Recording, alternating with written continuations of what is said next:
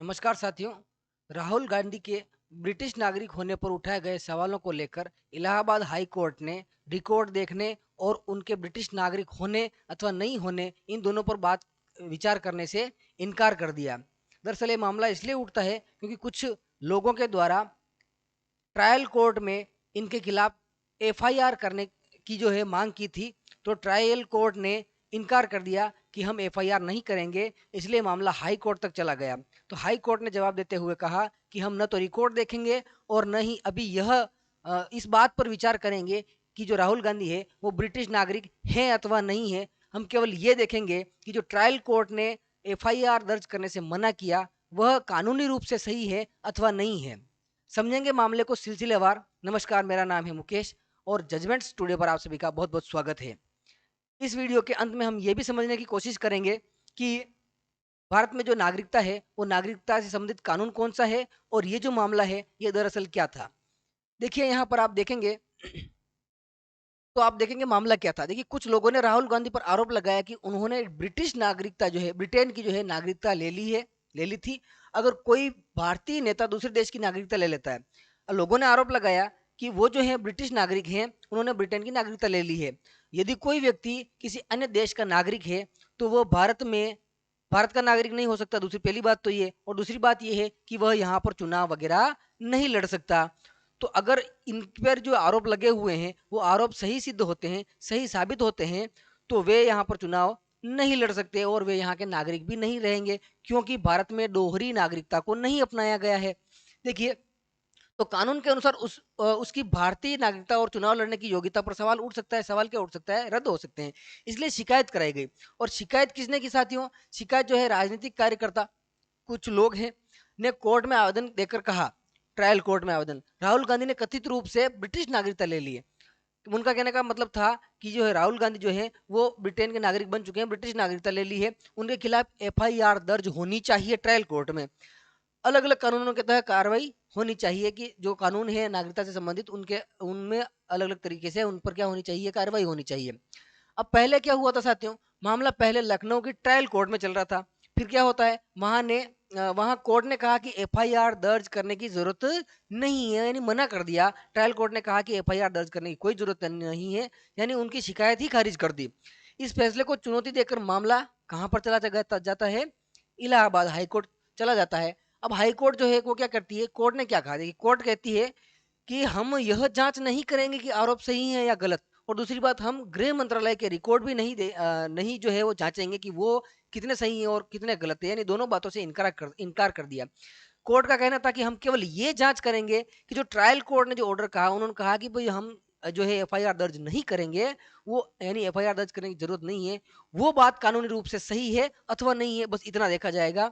मतलब कोर्ट अभी यह तय नहीं कर रही है कि राहुल गांधी ब्रिटिश नागरिक हैं अथवा नहीं। कोर्ट सिर्फ यह देखेगी कि कानूनी प्रक्रिया सही हुई या नहीं। गृह मंत्रालय से क्या आया था साथियों?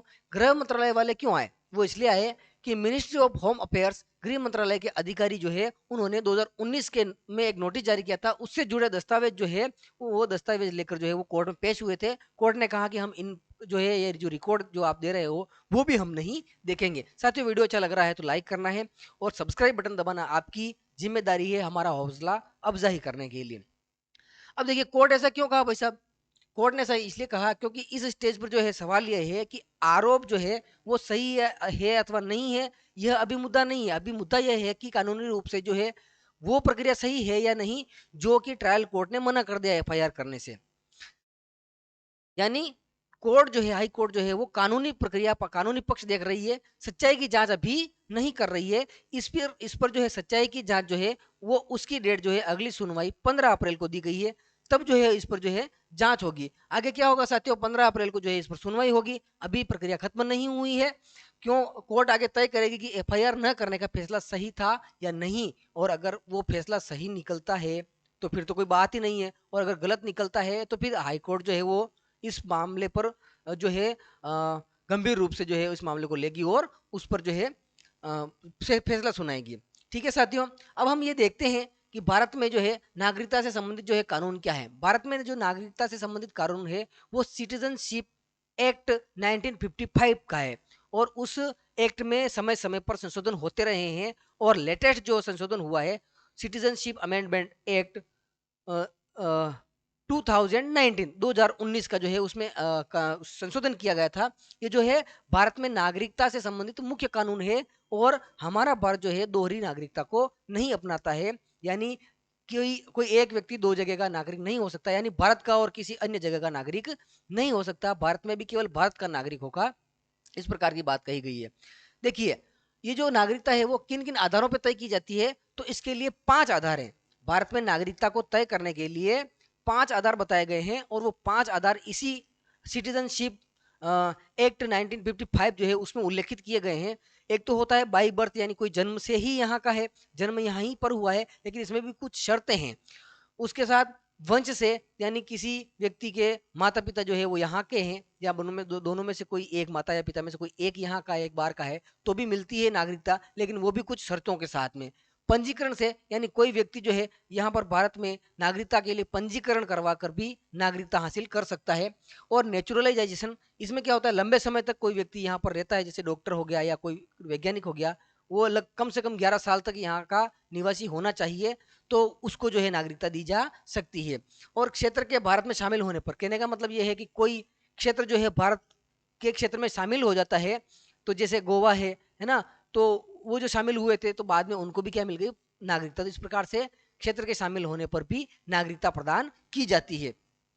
अब नागरिकता खत्म कब होती साथियों? नागरिकता खत्म होने के लिए कुछ आधार है, वो आधार क्या है? एक तो त्याग देना, कुछ कोई लोग नागरिकता छोड़ देते हैं, तो नागरिकता छोड़ने के लिए भी यहाँ पर आवेदन करना पड़ता है। समापन यानी टर्मिनेशन, यानी कुछ स्थितियों में किसी व्यक्ति की नागरिकता सरकार के द्वारा रद्द की जा सकती है, खत्म की जा सकती है, दूसरी देश की नागरिकता लेने पर भी वो खत्म हो जाती है। वंचित करना है ना, सॉरी, समापन करना, समापन करने का मतलब दूसरे देश की अगर कोई नागरिकता ले लेता है व्यक्ति, तो भारत की नागरिकता ऑटोमेटिक जो है वो क्या हो जाती है, खत्म हो जाती है, दोहरी नागरिकता नहीं चलती। और वंचित करना जो है यानी डिप्रीविटे डिप्राइवेशन, डिप्राइवेशन है सरकार द्वारा जो है किसी व्यक्ति की नागरिकता जो है वो खत्म कर दी जाए कि हम इसको अपना नागरिक नहीं मानते हैं, फिर उसको पलायन करना पड़ेगा। तो भारत ड्यूअल सिटीजनशिप यानी दोहरी नागरिकता जो है उसकी अनुमति नहीं देता है। अब यहाँ पर जो देखिए इस नागरिकता के कानून में महत्वपूर्ण जो है संशोधन हुए हैं साथियों, तो सिटीजनशिप अमेंडमेंट एक्ट 2019 जो है ये भी लेटेस्ट का है, जिसको अपन ने CAA नाम दिया था, जिस पर बहुत विरोध भी हुआ था। यानी ये कह सकते हैं कि भारत में नागरिक कौन है, कैसे बनेगा और कब नागरिकता खत्म हो जाएगी, ये सब कौन तय करता है? सिटीजनशिप एक्ट 1955 तय करता है। और तो ये था साथियों पूरा मामला। बात मेरी आपको कैसी लगी, वीडियो कैसा लगा? अगर वीडियो अच्छा लगा हो तो लाइक करें, शेयर करें और सब्सक्राइब जरूर करें। और इस मामले पर आप अपनी क्या राय रखते हैं, प्रतिक्रिया कमेंट बॉक्स में कमेंट करके बताएं, अच्छी बुरी जैसी भी हो कमेंट करके बताएं। मिलेंगे किसी इसी प्रकार के जजमेंट के साथ में, तब तक के लिए धन्यवाद। हंसते रहिए, खेलते रहिए, मुस्कुराते रहिए। जय हिंद।